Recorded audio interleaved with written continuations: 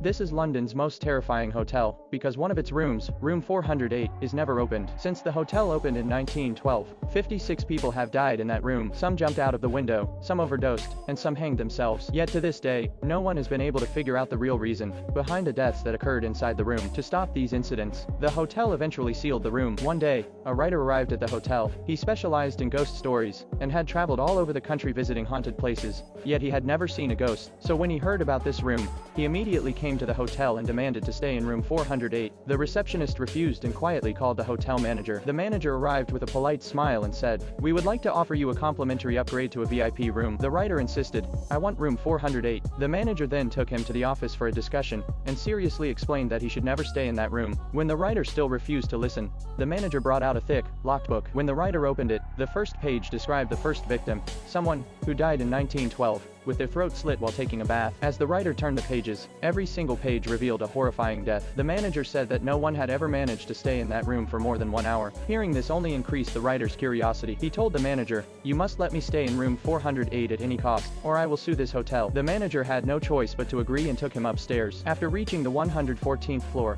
the manager gave one final warning. The writer still did not believe him. The manager left him there, and as the writer started walking toward room 408, he opened the book again and stared at the photographs. Each picture was more terrifying than the last. He became completely absorbed in those stories. Suddenly, he realized that he was back in the elevator. Something was pushing him away from the room. He closed the book, focused again, and started walking toward room 408 once more. Just before entering, he saw a mother and a child going into the next room. Everything seemed completely normal. He finally reached room 408. He inserted the key and opened the door. He turned on the light, and everything looked normal. He laughed loudly and shut the door. Then he began inspecting the room. The TV was fine. The toilet paper was fine. The minibar was fine. It was just a little hot. There were some stains on the floor, and the painting on the wall was creepy. He opened the window and looked outside. Everything seemed fine. Suddenly, the radio turned on by itself. When he turned around, he was shocked to see that the bed was neatly made. He thought someone might be inside. He searched the entire room, but no one was there. Then he noticed that the toilet paper in the bathroom had been replaced with a new roll.